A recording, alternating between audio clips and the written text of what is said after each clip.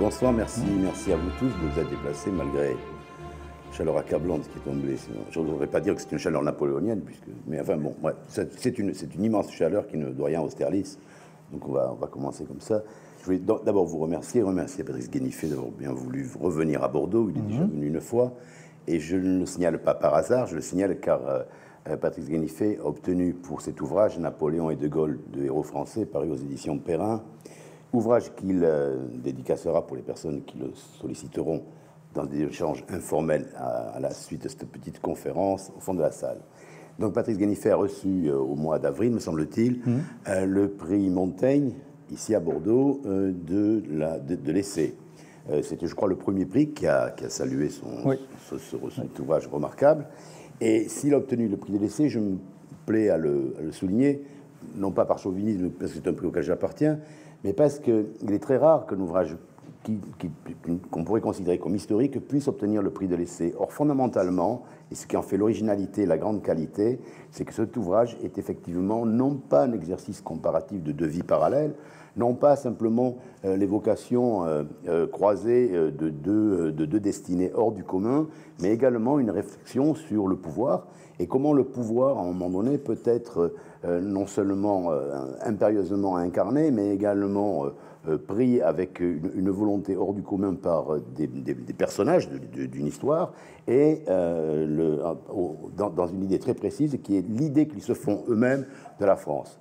Nous verrons ensuite, enfin, Patrice Guéniffet vous dira très certainement la différence qui naturellement sépare Napoléon Bonaparte de Charles de Gaulle, mais c'est ainsi que cette récompense du prix Montaigne de l'essai lui a été octroyée pour cette raison très précise. Donc nous sommes très heureux à plusieurs titres de vous recevoir ici à la librairie Mola. Merci à vous et merci à la librairie Mola, bien sûr. Donc, si vous voulez bien que nous commencions, oui, bien sûr. Je voudrais vous demander en préambule vous auriez pu sous-titrer exactement, puisque Napoléon et De Gaulle est le premier titre, mais il y a dessous, en plus petit, en plus modeste, deux héros français. Vous auriez pu dire de destinée française ou de destin français. Vous avez voulu accorder ce mot héros, car aujourd'hui, ce mot héros est fortement controversé et suscite des polémiques. Et pourquoi avez-vous choisi véritablement de titrer deux héros français? Parce que dans la conscience collective commune, ils sont les deux grands héros de l'histoire de France. Et lorsque on pose la question, ça c'est un exercice rituel. Vous savez, dans les magazines, on voit souvent les personnages historiques préférés des Français. Quels sont les personnages que vous préférez? Ce sont toujours les deux mêmes qui reviennent en tête, plus Louis XIV. Si j'avais voulu être tout à fait exact, j'aurais dû mettre Louis XIV, Napoléon et De Gaulle, trois héros français, parce que c'est vraiment un trio. Et ils ont en commun de représenter quelque chose, malgré les différences extraordinaires qui les séparent. Et en fait, ils ne sont pas comparables. Mais ils sont comparables par le regard que nous portons sur eux. Parce que sinon, tous leurs origines, leur formation, l'époque à laquelle ils ont vécu, leur destinée, tout est très différent. On va laisser Louis XIV de côté parce que c'est vraiment trop ancien, ça ne concerne pas le même monde. Mais Napoléon finit mal et commence bien, a bien commencé mais il finit mal. De Gaulle commence pas très bien mais il finit bien. Donc ils ont des parcours presque antithétiques dans beaucoup de domaines.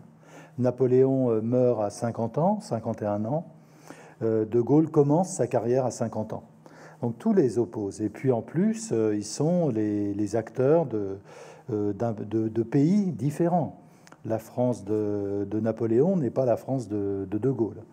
La France de Napoléon, c'est une France optimiste, c'est la France de la Révolution française.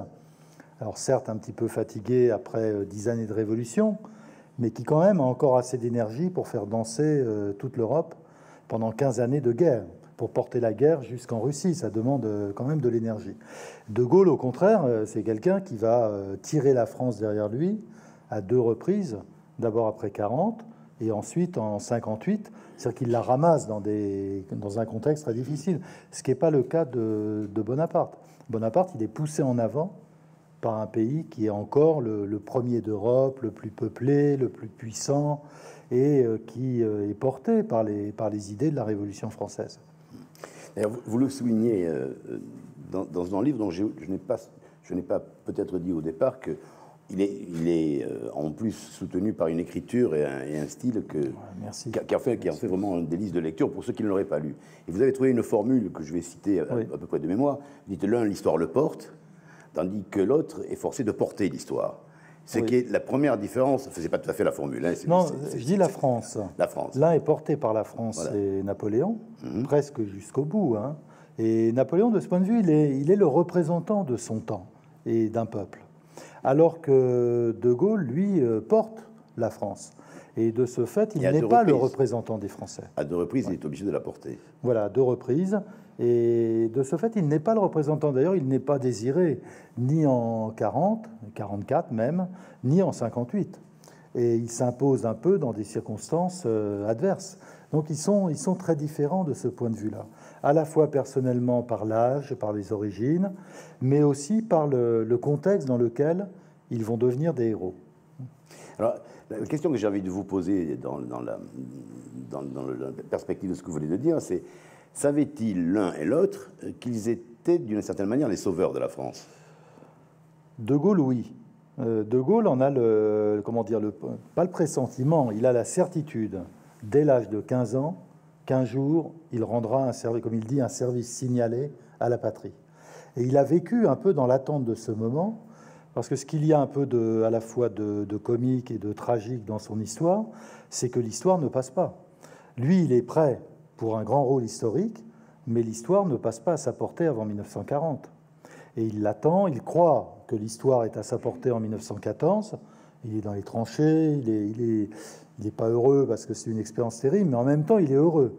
Et il le dira plus tard qu'il n'évoquait pas la pensée d'une guerre possible sans plaisir. Parce qu'il pense que là, il va s'illustrer au service de la patrie, qu'il va rejoindre les grands modèles qui sont les siens, les modèles patriotiques, militaires, héroïques, mais seulement il est fait prisonnier. C'est jamais une situation plaisante pour un officier d'être fait prisonnier. Et il va passer la guerre de 14 dans diverses forteresses allemandes, avec la conviction qu'il a raté son destin, que l'histoire est passée, qu'elle est encore là, que beaucoup sont en train de s'illustrer ou d'être tués dans les tranchées, et que lui, il végète dans un stalag, et il écrit notamment beaucoup de lettres à sa mère où il lui dit: voilà, j'ai pas d'avenir parce que quand je vais rentrer de la guerre, eh bien je serai le seul qui ne l'aura pas faite, parce que j'aurais été loin des lieux où on pouvait s'illustrer et servir son pays. Alors il a ce sentiment et il vit réellement dans l'attente de l'histoire. Et après, il va essayer d'influencer la politique militaire de la France sans y réussir. Et puis, en 1940, là, en juin 40, il a le sentiment que c'est maintenant ou jamais. Et son départ pour l'Angleterre le 17 juin 40, la veille de l'appel du 18 juin, c'est au fond le moment où il sent que l'histoire est là et qu'il ne faut pas cette fois rater l'occasion. Et il va passer. Napoléon n'a pas eu la conscience du tout de son destin. Il est d'abord parce que sa vraie ambition, c'est de devenir le nouveau Paoli qui chassera les Français de Corse. Et jusqu'à l'âge de 24 ans, il n'a que ce projet-là en tête. Il l'a conçu vers l'âge de 16 ans, et de 16 à 24 ans, c'est un indépendantiste corse radical. Il réussira au début de la Révolution à faire chasser les continentaux d'Ajaccio, à la suite d'une sorte de coup d'État. Mais donc il voit son avenir en Corse, il ne le voit pas en France. Et pourtant, il est militaire français. Mais chaque fois qu'il le peut, dès qu'il en a l'occasion, il fait une demande de congé pour rentrer chez lui. Et quand la Révolution éclate, elle ne l'intéresse absolument pas. Il est pour, parce qu'il y voit une cause d'affaiblissement pour la monarchie et pour la France. Et qui dit affaiblissement de la France, dit que la Corse aura peut-être l'opportunité de rompre la domination de la France et de retrouver l'indépendance du temps de Paoli. Et c'est les Corses, en le chassant de Corse, c'est-à-dire Paoli, il n'a pas réussi à séduire Paoli. Paoli lui préfère d'autres Corses comme Pozzo di Borgo et Salicetti, etc.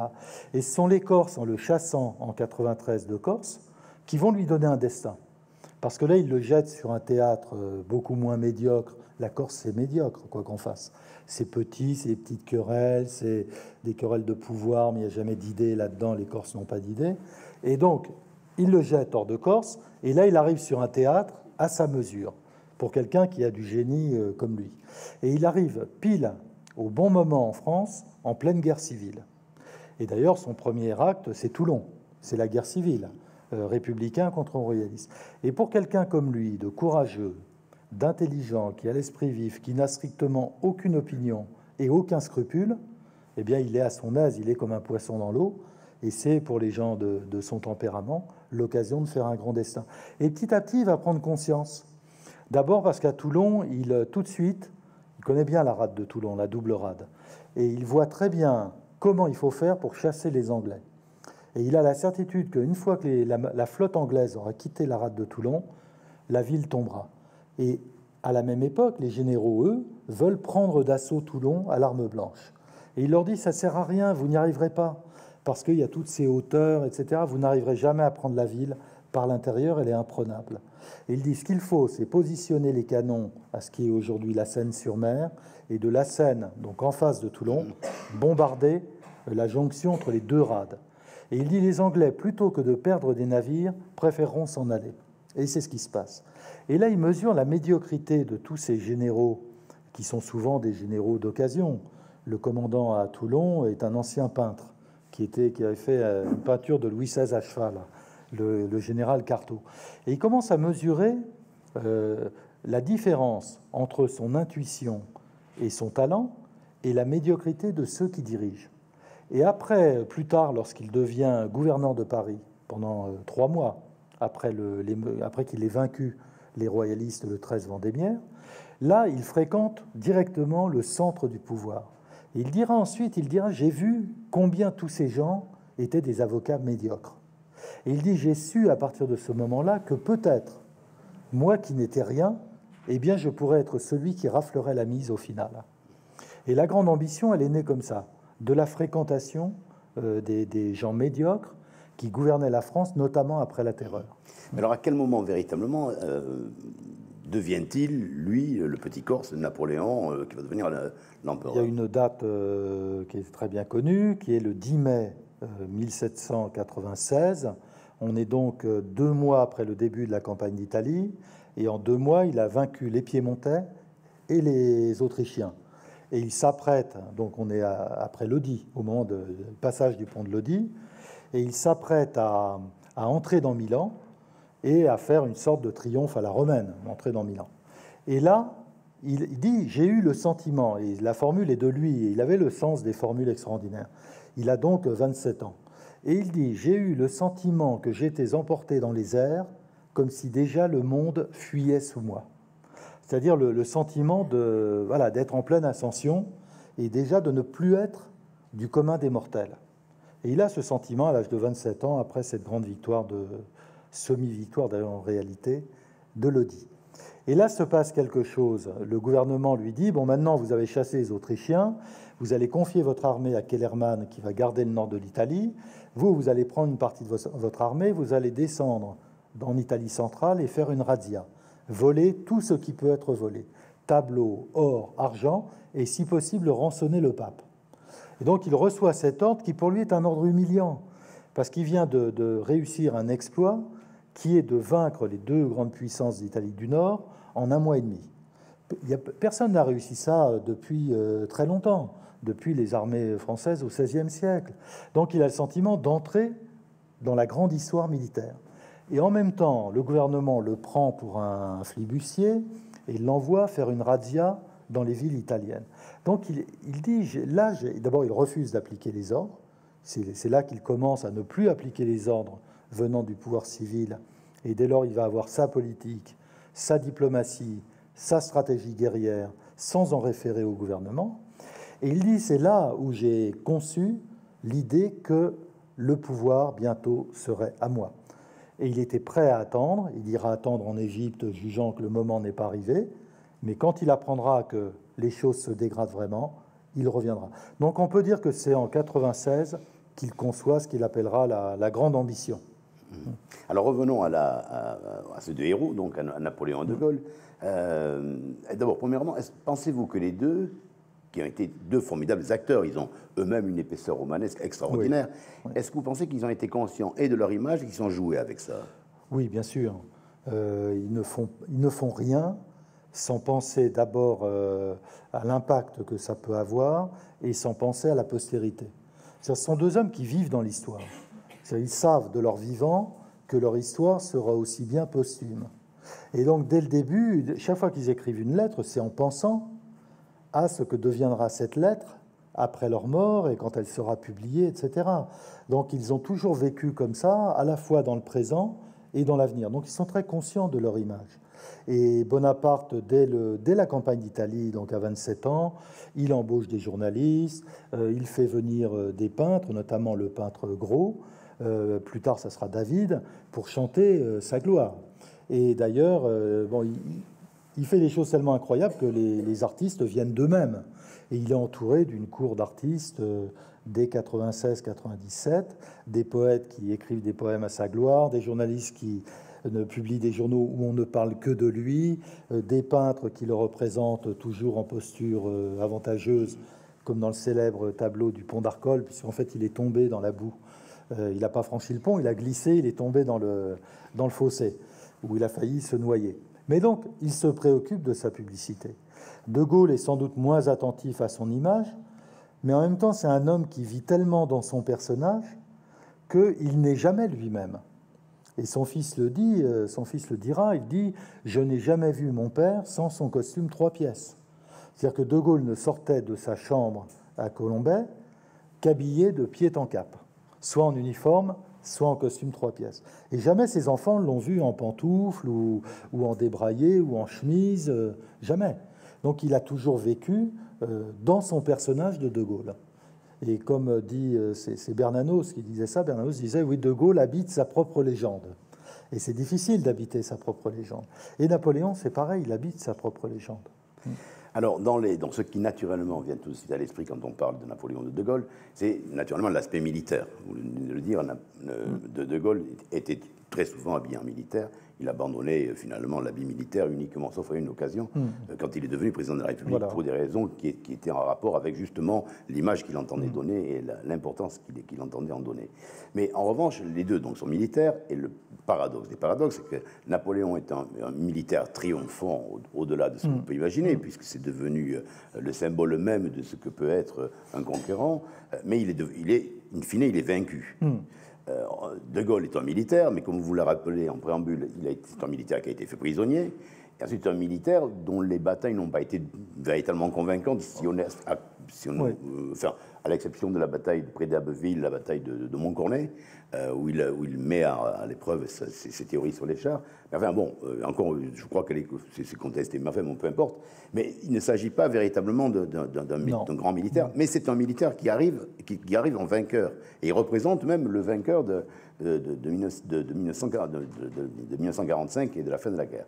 Donc, quelle est selon vous leur appétence pour la guerre d'une part, et comment eux-mêmes voyaient la guerre? Ils ont un point de vue tout à fait différent. Alors, ce qu'ils ont en commun, c'est la formation militaire.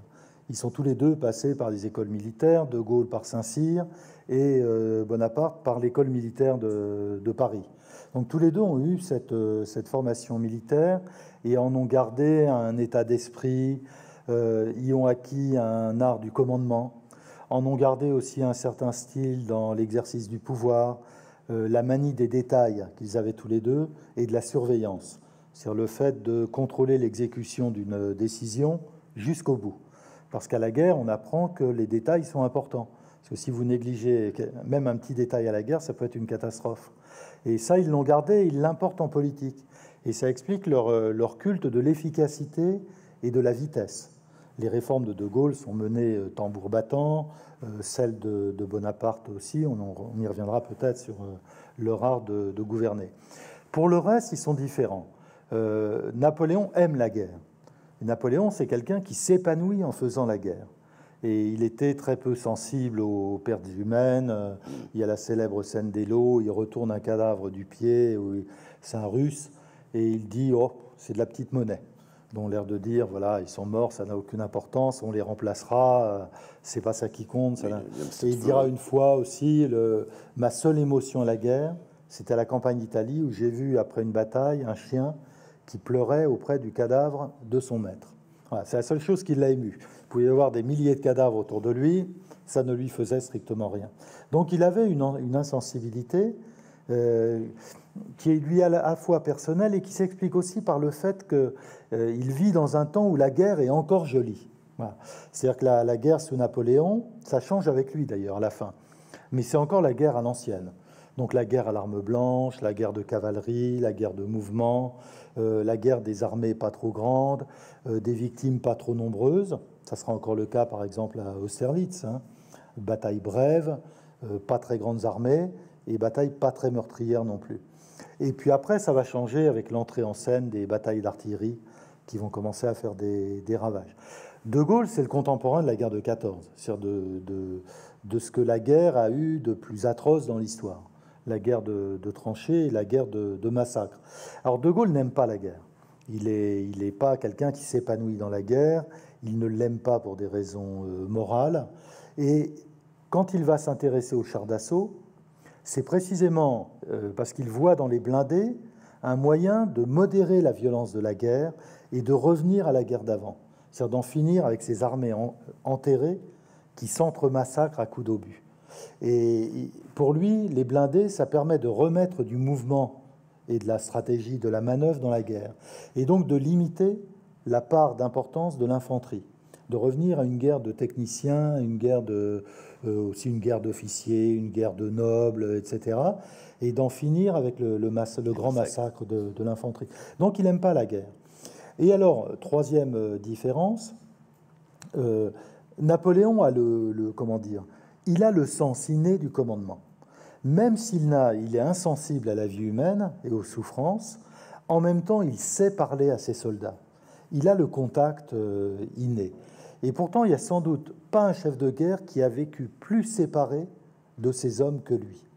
Napoléon, très vite, il vit entouré par une garde prétorienne de Polonais, volontaires, qui sont venus se mettre à son service en Italie en 96-97, et il est inaccessible en réalité. Il vit entouré par cette garde prétorienne, il n'admet dans son entourage que des gens sélectionnés, il n'est pas le chef à qui on peut aller taper sur l'épaule et tout.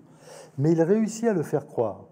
Et quand il passe devant les troupes, il a le contact, il apprend avant, il se tient au courant de l'histoire de chaque bataillon, il l'a dans la tête. Et donc il s'approche des soldats, « Ah mon brave, vous étiez à telle bataille, quelle prouesse vous avez fournie ?» Alors là, les soldats se sentent plus, ils pensent qu'il les a distingués, qu'il les connaît personnellement, qu'il est l'un des leurs. Et c'est pourquoi il cultivera toujours la discrétion vestimentaire.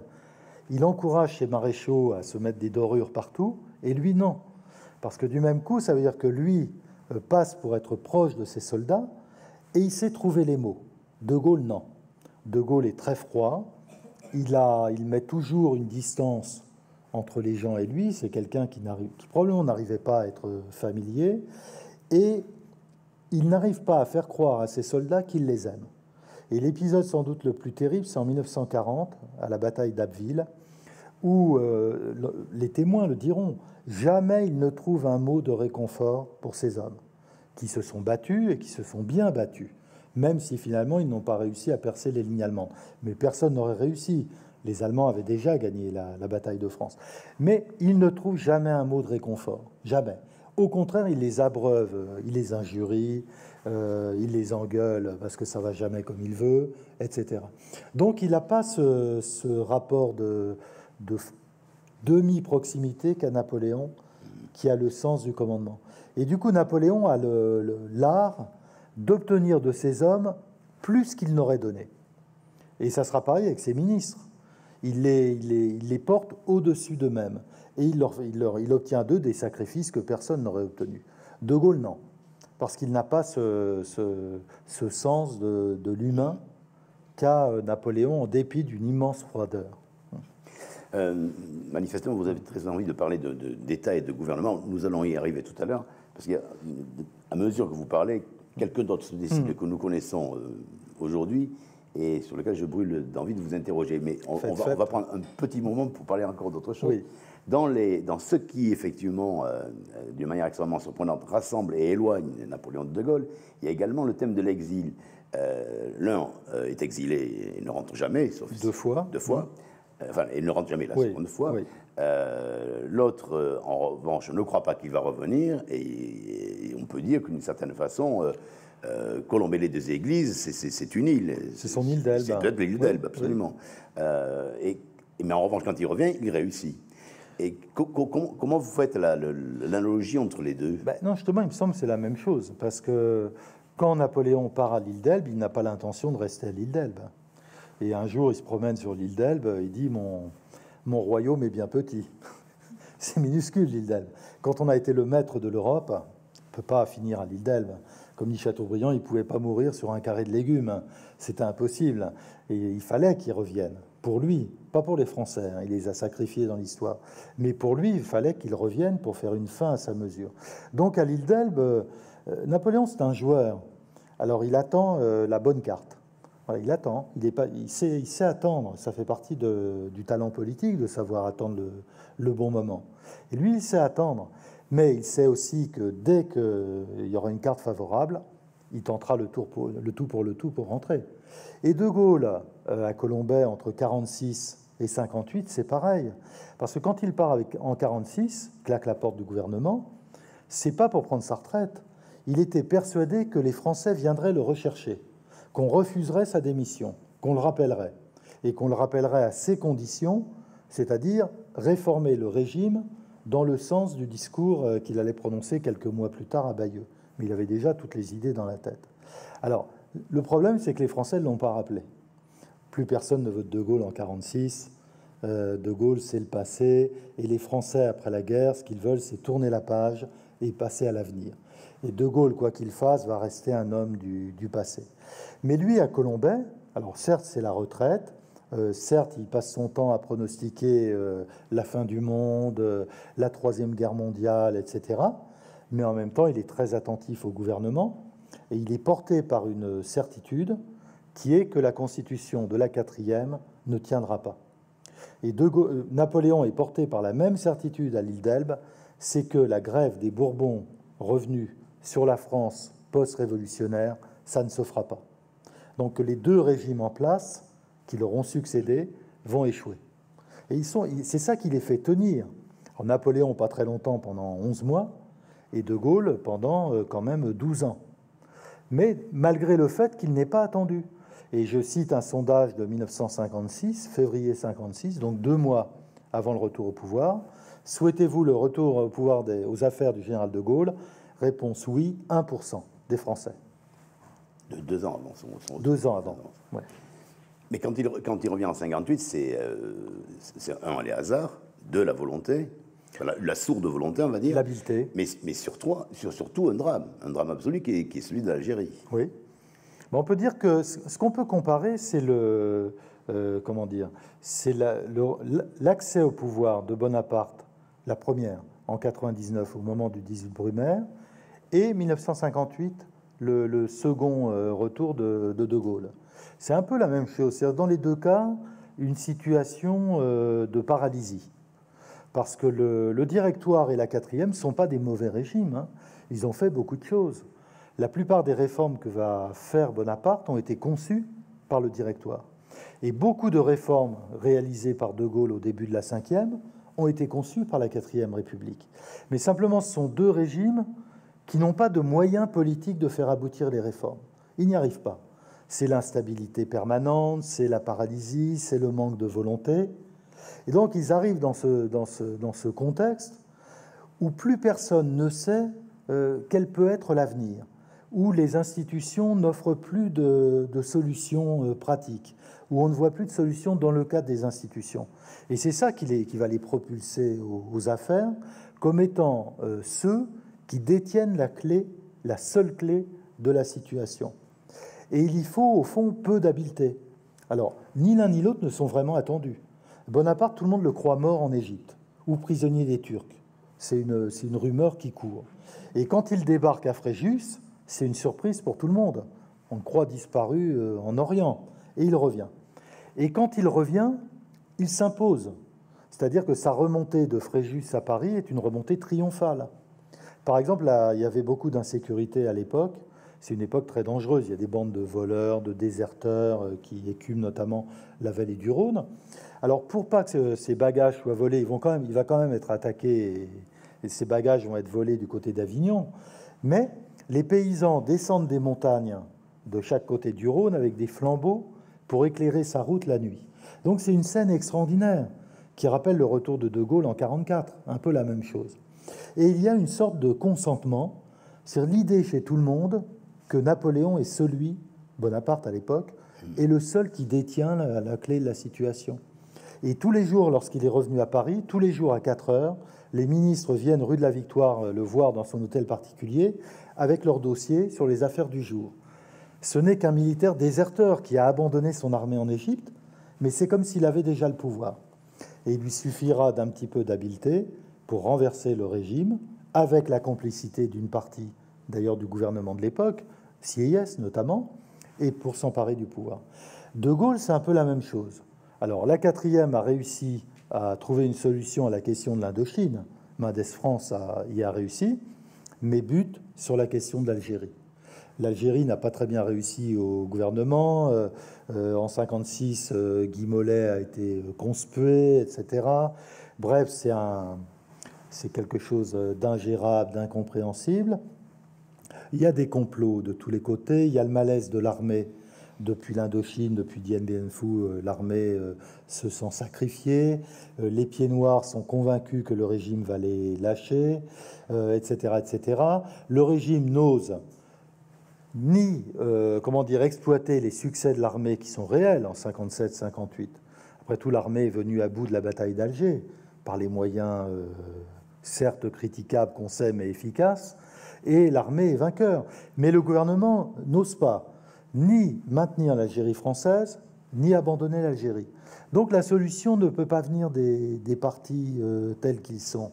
Et De Gaulle, dans les semaines, ça se passe très vite, entre le bombardement de Sakiet, donc février 58, et mai 58.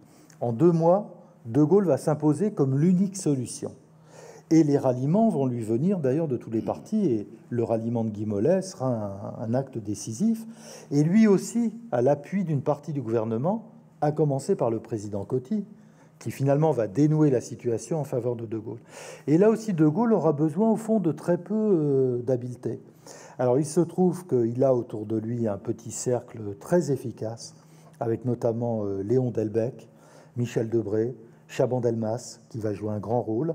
Léon Delbecq est le directeur de cabinet de Chaban, et c'est Chaban qui va envoyer Delbecq à Alger pour prendre langue avec toutes les factions qui se partagent à Alger.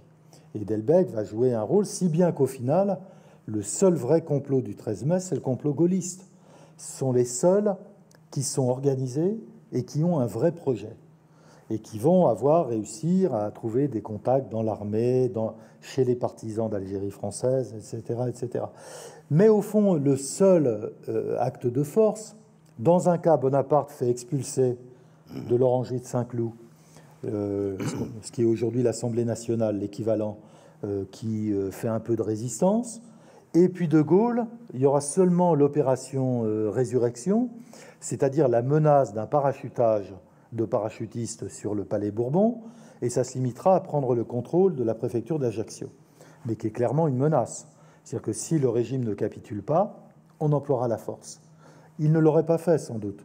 Il savait très bien qu'en face de lui, il avait des gens faibles et que la menace suffirait.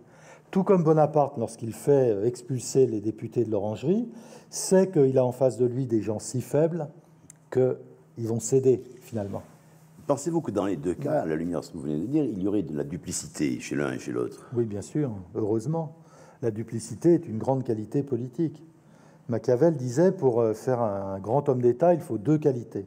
Il faut qu'il soit d'un côté, qu'il sache faire le lion, et qu'il sache faire le renard. La force et la ruse sont les 2 grands ressorts du gouvernement. Et Machiavel ajoutait, il faut savoir dans certaines circonstances faire l'homme, et dans d'autres faire la bête. C'est-à-dire que dans certaines circonstances, il faut se conformer selon les principes de la morale, et dans d'autres, il faut savoir les oublier. Voilà.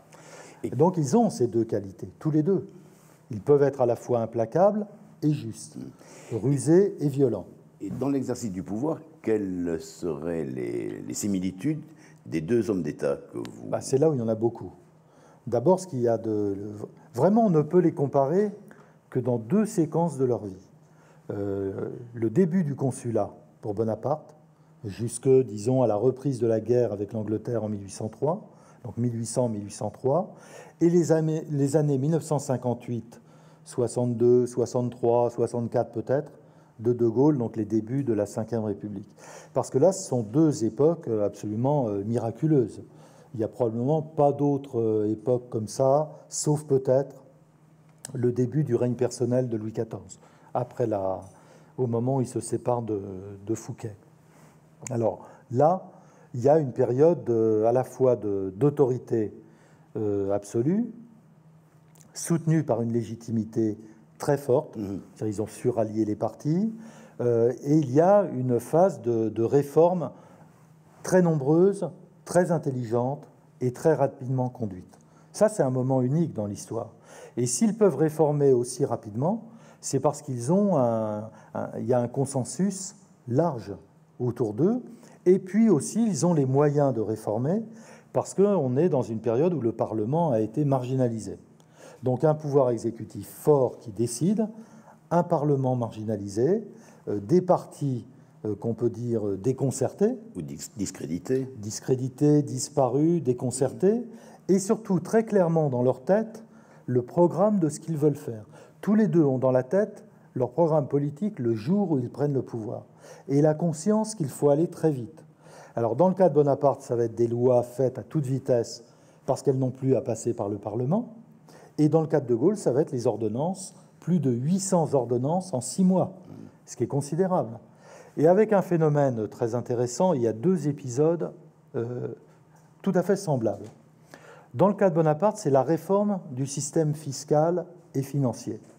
Alors le ministre des Finances de Bonaparte, il s'appelle Gaudin, c'est un grand spécialiste, c'était un des grands financiers, finances d'État, un des grands fonctionnaires de l'Ancien Régime, du règne de Louis XVI. Et sous le Directoire, plusieurs fois, il a été sollicité pour faire la réforme des finances publiques. Les impôts ne rentrent plus, etc. Et il a refusé. Et il dira après, oui, mais je voyais l'état du système politique, l'instabilité gouvernementale. Donc j'aurais été ministre, on m'aurait dit, oui, faites la réforme, et elle aurait été soit enterrée, soit renversée par les assemblées. Et il dit, lorsque Bonaparte est arrivé au pouvoir, là, j'ai compris que la stabilité était à l'ordre du jour. J'ai accepté. Et la réforme du système fiscal français a été faite en 3 semaines, montre en main. C'est incroyable de réformer tout un système, donc la création du système qu'on a aujourd'hui, les percepteurs, etc. 3 semaines. De Gaulle, la réforme hospitalière, qui est faite par ordonnance fin 58. Alors, c'est Robert Debré, le médecin, dira lui aussi, il l'avait dans ses cartons, la réforme, il l'avait préparée et il l'avait proposée à des gouvernements de la 4e. Mais elle avait été plusieurs fois lancée, jamais aboutie, parce que les gouvernements changeaient si vite qu'on ne pouvait rien faire aboutir. Et il dit, quand De Gaulle a pris le pouvoir, il dit là, j'ai dit, banco, on y va, parce qu'il savait que cette fois, c'était la bonne. Et effectivement, la réforme du système hospitalier a été faite très rapidement.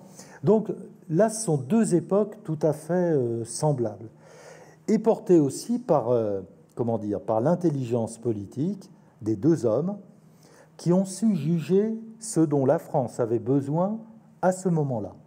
Alors ensuite, Napoléon s'est un peu égaré dans ses rêves carolingiens, etc. Mais au début, il a la lucidité de ce qu'on doit faire et de ce qu'on peut faire, et aussi de ce qu'on ne peut pas faire. Parce qu'ils ont tous les deux cette idée qu'ils viennent après des époques de déchirement. Bonaparte, il vient après 10 ans de révolution, où la France s'est déchirée, où il y a deux France, la France d'avant, la France d'après, la France de gauche, la France de droite, la France catholique, la France républicaine. La fameuse formule, ni talon rouge, ni bonnet rouge. Comme il dit, ni talon rouge, ni bonnet rouge, je suis uniquement national. Et je crois qu'il y a la même formule chez De Gaulle, il dit la France, ce n'est pas la gauche, la France, ce n'est pas la droite, la France, c'est la France. Et c'est un peu leur ligne politique. Et tous les deux ont cette idée, faire venir à eux les bonnes volontés des deux parties et écraser le reste. Alors Bonaparte le fera au sens matériel du terme, c'est-à-dire qu'il va procéder à un certain nombre de liquidations physiques d'extrême gauche, de gens qu'on dirait, il y a des irrédentistes. Ceux qui disent la révolution n'est pas finie parce qu'elle n'a pas atteint toutes ses promesses, extrême gauche, et ceux qui disent il faut ramener les Bourbons. Et avec ces deux clans qui refusent de leur allier, il sera implacable. Il y aura des exécutions concernant les royalistes, des décapitations, et concernant les révolutionnaires intransigeants, il en fera noyer un certain nombre au cours de leur déportation vers les îles Seychelles. Ils ne sont jamais arrivés à destination. Personne ne les a revus. Donc on suppose, comme dit Madame de Staël, qu'il les a fait déporter directement au fond de la mer. Mais au fond, il a cette idée que son système est un système au centre qui rassemble ce qui peut l'être de la gauche et de la droite pour œuvrer à une politique de réforme. Même chose chez De Gaulle, puisqu'au fond, il laisse de côté les gens de gauche qui le refusent et l'OAS qui n'accepte pas la liquidation de l'Algérie française. Et il va travailler, notamment à la fin de 1958, au moment de la grande période de réforme, avec des gens qui viennent à la fois de la droite, mais aussi de la gauche, parce que sa majorité, à la fin de 1958, elle est en grande partie fournie par la SFIO, par l'ancienne SFIO. Donc tous les deux, avec les débris des partis, font des majorités qui vont tenir un temps. Voilà. Donc il y a à la fois une stratégie, une réflexion sur la réalité, une légitimité forte, une autorité, une absence de scrupules, et tout ça fait deux époques... Une froideur à l'égard d'événements, vous soulignez les deux dans le livre. Oui, De Gaulle, c'est terrible. C'est l'Algérie qui l'amène au pouvoir et dont il regarde très froidement les résultats. Je crois qu'une grande qualité politique, c'est l'ingratitude. C'est-à-dire le fait de ne pas être reconnaissant envers ceux qui vous ont servi. Et ni Bonaparte n'a pas été reconnaissant. À partir du jour où il est au pouvoir, il y a des tas de gens qu'il ne veut plus voir. Il interdit à sa femme de voir la plupart de ses amis, qui étaient tous des enrichis de la Révolution. À partir du moment où il est au pouvoir, il ne veut plus que ces gens-là pénètrent dans ses salons. Plus question de les voir. Et il refusera, Tallien, qui a été l'un de ceux qui l'ont porté, qui l'ont hissé sur le pavois, Tallien mourra dans la misère, sans qu'il fasse un geste pour lui. Il est ingrat par principe. C'est-à-dire qu'à partir du moment où il est dans la peau du chef d'État, il n'est plus l'ancien révolutionnaire, etc. De Gaulle a été porté au pouvoir par les partisans de l'Algérie française, qui croyaient réellement et sincèrement, et d'ailleurs il n'a rien fait pour les détromper, il est allé jusqu'à dire le fameux « je vous ai compris » à Alger. Alors que lorsqu'il revient d'Alger, donc c'est le 4 juin 1958, moins d'un mois après la prise du pouvoir, il revient à Villacoublay, il atterrit, Delbecq l'accueille, son fidèle partisan, mais en même temps tout à fait fanatiquement attaché à l'Algérie française, et Delbecq lui dit « Général, vous avez prononcé la grande parole ». Et Delbecq racontera ça ensuite dans un entretien au temps où il ne sera plus gaulliste. Et De Gaulle se tourne vers lui et lui dit « Mais allons Delbecq, vous l'avez cru ? Mais enfin, l'Algérie française, c'est une plaisanterie. » Et fermez le banc. Donc il savait déjà ce qu'il allait faire. Et il l'a fait en plus cruellement. Et ça, c'est quelque chose d'impardonnable. C'est une tâche dans la biographie de De Gaulle que l'abandon des pieds noirs et surtout le sacrifice des harkis, qui est quelque chose d'atroce en réalité.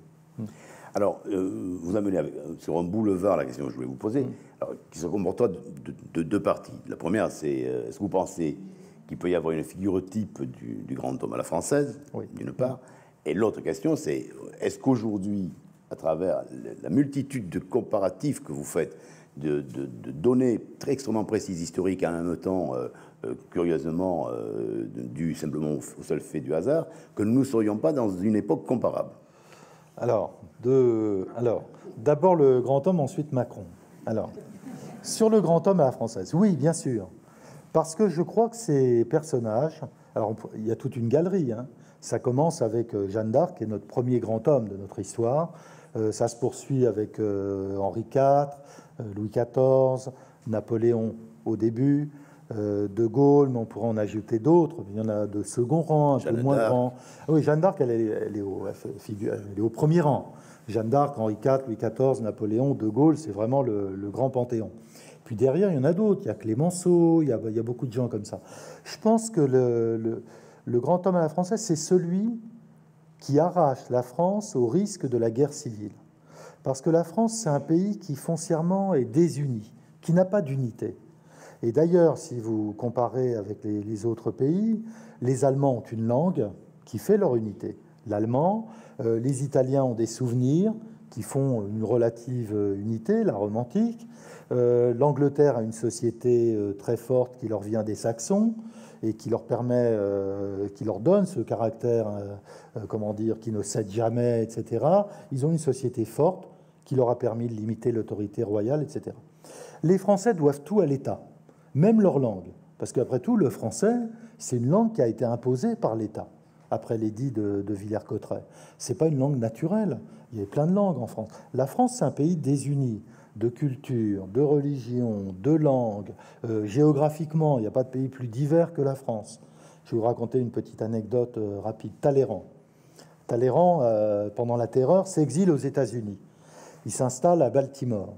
Et alors, d'abord, il commence par prendre une maîtresse noire pour avoir, lui, l'ancien évêque, pour avoir le plaisir d'aller la promener sur le port le soir et de choquer les bourgeois américains qu'il détestait.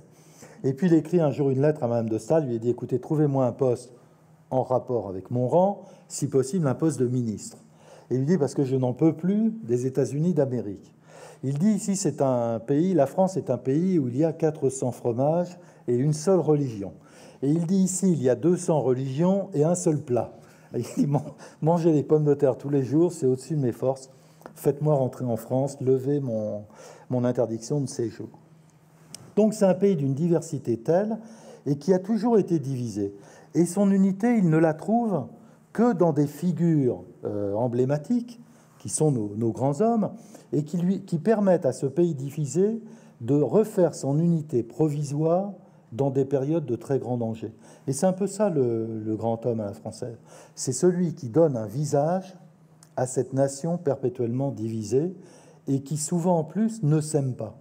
Les Français, c'est un peuple qui ne s'aime pas et qui passe son temps à se déprécier et à dire du mal de soi-même. Ce qui n'existe nulle part ailleurs. Tous les peuples s'aiment, à peu près, en Europe. Alors les Allemands n'aiment pas une partie de leur histoire, on les comprend. Mais si vous prenez les Russes s'aiment et aiment toute leur histoire, même les tragédies. Les tragédies sont leur histoire. Les Anglais aiment toute leur histoire. Voilà. Les Américains aiment toute leur histoire. Les Français, non. Et donc, ils ont besoin comme ça de se reconnaître dans quelqu'un pour retrouver leur unité. Alors, ils n'en ont pas un besoin permanent, ça n'arrive que par moment. C'est-à-dire, lorsqu'ils frôlent le précipice, eh bien, c'est là qu'ils trouvent des figures pour se réconcilier momentanément. Parce qu'au fond, la grande division droite-gauche, elle est constitutive dans l'histoire de France et elle reparaît toujours. Mais il y a des moments où il faut. Alors maintenant, aujourd'hui, bien sûr, la situation ressemble d'ailleurs plus à la situation du Directoire que de la 4e République. La 4e République est moins inefficace que l'est la 5e depuis, je ne sais même pas quand il faudrait remonter. Alors peut-être 95, l'échec de Chirac peut-être en 97. La dissolution ratée, qui est la fin des tentatives de réforme. Alors ça fait quand même 97, ça fait 20 ans. Donc 20 ans de paralysie politique. Le Directoire, Bonaparte est arrivé au bout de 4 ans de paralysie politique. Là, ça fait 20 ans. Donc ça ressemble beaucoup. Et une situation où le système des partis est si sclérosé que tout ce qu'il a pour effet, c'est une alternance qui ne produit rien, ou qui produit toujours la même chose, c'est-à-dire une absence de résultats tragiques. Alors on peut comparer. Et effectivement, on peut dire que ce qui se passe, et qui était totalement imprévisible, c'est-à-dire que le retour de De Gaulle au pouvoir en 58, c'est imprévisible. L'arrivée de Bonaparte en 99, dans ces conditions, c'est imprévisible. Ce qui s'est passé aujourd'hui, c'était absolument imprévisible 3 mois avant. Personne ne pouvait pronostiquer ce qui allait se passer, et non pas tant d'ailleurs l'élection de Macron, que l'écroulement du système des partis. Et aujourd'hui, ils sont morts, comme on dit aujourd'hui, morts de chez mort. C'est-à-dire qu'ils ne reviendront plus. Ils vont, bien sûr, une droite et une gauche vont se recomposer, mais ça va prendre du temps. Donc il va y avoir quelques années, exactement comme après 1800 et comme après 1958. Donc quelques années qui seront peut-être des années de réforme. Et fondées sur le même point de vue, c'est-à-dire qu'il n'y a de réforme possible qu'au centre. Et c'est vrai, la France ne peut, comme c'est un pays divisé, vous ne pouvez le gouverner qu'au centre. Vous ne pouvez pas le gouverner ni à gauche ni à droite. C'est impossible. Et il faut que ce soit des réformes qui trouvent un point d'équilibre, c'est très difficile à faire, entre la gauche et la droite. Voilà. Il n'y a que ça marche comme ça. De Gaulle a été un centriste, Bonaparte a été un centriste, et on verra si ce centrisme marche. Ça ne marche pas toujours. Giscard voulait le faire, 2 Français sur 3, en laissant de côté le 3e Français. Mais ça ne marchait pas du tout. Alors, on verra si ça fonctionne cette fois. Mais c'est vrai qu'il y a des analogies, et probablement il y a des analogies dans le personnage, ce qui est tout à fait bluffant. Le candidat n'était pas très attirant. Moi, je ne trouvais pas le candidat attirant du tout. Mais l'espèce de spontanéité et de facilité avec laquelle il s'est glissé dans le rôle, ça, c'est tout à fait stupéfiant. C'est-à-dire qu'on n'a pas vu ça depuis des décennies, un personnage pareil. C'est-à-dire à partir du moment où il apprend qu'il est officiellement élu, il entre dans le costume du président et il devient quelqu'un de tout à fait différent. Ah, ça, c'est bluffant. Donc, il y a des tas d'analogies comme ça. Il y a aussi l'ingratitude foncière qui semble le caractériser. C'est-à-dire le fait qu'il n'a de reconnaissance pour personne. Ça, c'est une bonne chose. C'est une qualité. Enfin, ça semble signaler des qualités. Donc, voilà. Mais maintenant, dans le cas de Bonaparte, de Gaulle, peut-être plus tard de Macron, tout ne se juge et ne s'évalue qu'a posteriori. C'est l'œuvre qui permet de juger l'ouvrier, hein, c'est comme ça. C'est pas le fait de vouloir construire un mur qui juge l'ouvrier, c'est le fait qu'il a construit le mur. Et effectivement, on peut dire que Bonaparte, certes, il a du génie personnel, etc., mais on peut le juger comme un grand homme dans l'histoire de France par son œuvre sous le consulat.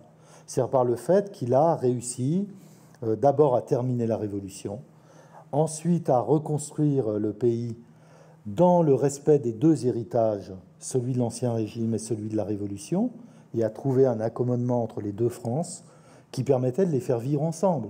Et ça, il a réussi. Et c'est en cela qu'il est un grand homme. Et on peut dire de Gaulle qu'il a réussi à donner des institutions stables à la France, ce qu'elle n'avait pas réussi à trouver depuis la Révolution française, puisque tous les régimes s'étaient écroulés. Donc là, ils se sont révélés grands hommes par leurs œuvres. De Gaulle plus que Napoléon, parce que Napoléon, il est entré dans un rêve personnel et il n'a pas laissé d'héritage politique. Son gouvernement, son régime a disparu avec lui. De Gaulle a su s'arrêter. Il a su se retirer 2 fois, 3 fois même. Il le fait en 1946, mais là, c'est un retrait intéressé, calculé. Il le fait en 1965, parce qu'en 1965, il n'a pas l'idée qu'il va être en ballottage contre Mitterrand. Vous savez, il appelait Mitterrand l'arsouille, il le méprisait. Pour lui, Mitterrand, c'était l'homme méprisable par excellence. Et donc, en 1965, il se retrouve en ballottage. Ça a été comme un coup de massue sur la tête pour lui. Mais il a accepté de descendre dans l'arène, d'aller faire campagne, certes dans un entretien comme ça avec Michel Droit, mais quand même, il a accepté. Et de faire une déclaration disant... beaucoup moins contradictoire que je ne l'ai été ce soir. Quand même. Voilà. Et pour lui, c'était une véritable destitution de se prêter à ça. Mais au fond, en 65, il est assez vertueux pour renoncer à son personnage historique et du coup pour donner sa chance au régime. Et la Ve République, elle commence à vivre sans lui en 65. Certes, il est président, mais le régime a commencé à fonctionner sans lui. Voilà. Et il avait un sens de la mesure, donc une vertu, que n'avait pas Napoléon. Napoléon, c'est un homme sans limite. Le succès l'encourage à toujours plus, jusqu'à la catastrophe finale. C'est-à-dire qu'au fond, Napoléon, c'est un joueur, fondamentalement. C'est quelqu'un qui, quand il gagne à la roulette, il remet sur le tapis parce qu'il pense qu'il aura encore un plus gros gain. De Gaulle était beaucoup plus mesuré. Comme j'essaie d'expliquer dans le livre, De Gaulle était notamment tenu par les traditions. C'est la bourgeoisie française, hein, De Gaulle. Donc la tradition, le catholicisme, l'honneur militaire. Napoléon, c'est un aventurier, au fond. Génial, mais ça reste un aventurier. Donc là, on est dans une époque certainement inédite, intéressante, et puis après, la postérité jugera, hein, l'avenir nous dira. Bon, alors nous allons lancer un appel à Denis Mola pour que dans quelques années, vous soyez réinvité pour nous dire ce qui est advenu de Charles-Emmanuel Macron, de Napoléon. Je voulais conseiller à ceux qui n'ont pas lu ce livre, j'en recommande vivement la lecture, pour les raisons que j'ai rapidement évoquées tout à l'heure, mais surtout, je voulais à nouveau en souligner les qualités éminemment littéraires qui rendent cet ouvrage absolument aisé et passionnant à lire, en plus de ses grandes qualités historiques. Merci infiniment. Voilà, merci, et je crois qu'on peut applaudir très fortement cette conférence.